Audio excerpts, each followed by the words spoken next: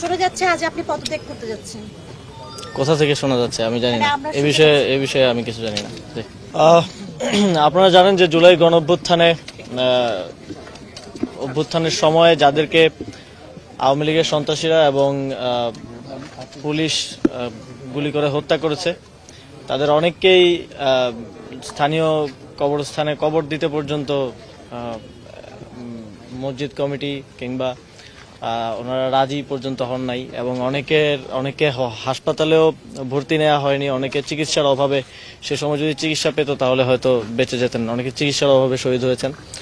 সে সময় জুলাই এবং অগাস্টে এই রায়ের বাজার হয়েছিল তাদের আসলে ঠিকানা। অনেকে সে সময়কার পরিস্থিতির জন্য হয়তো আইডেন্টিফাই করা যায় নাই, অনেকে গ্রামেও নিয়ে যাওয়া সম্ভব হয়নি, তাদের পরিবার তাদেরকে খুঁজে পাননি।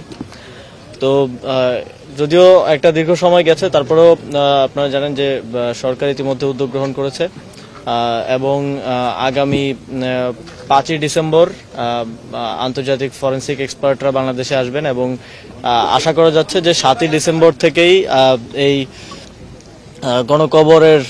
গণকবরে যারা আছেন, যে শহীদরা আছেন, তাদেরকে আইডেন্টিফাই করার প্রক্রিয়া শুরু হয়ে যাবে এবং এখানেই অস্থায়ী মর্গ স্থাপন করে সিআইডি মূলত এটা বাস্তবায়নকারী সংস্থা হিসেবে কাজ করবে।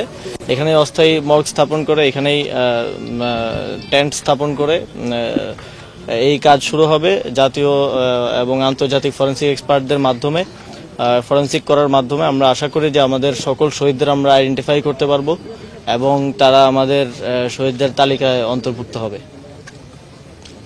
আপনাদের যদি কোনো প্রশ্ন থাকে শোনা যাচ্ছে আজ আপনি পদত্যাগ করতে যাচ্ছেন। কোথা থেকে শোনা যাচ্ছে আমি জানি না, এ বিষয়ে আমি কিছু জানি না। আর কিছু এটার সাথে নির্বাচনী প্রচারণা কোনো সম্পর্ক নাই। আর কোনো প্রশ্ন আছে? আজকের ইস্যুটা কি এটার সাথে আমি বুঝলাম না, আপনারা একটু এই ইস্যুতে থাকলে ভালো হয়। আজকের এই বিষয়ে আর কোনো প্রশ্ন?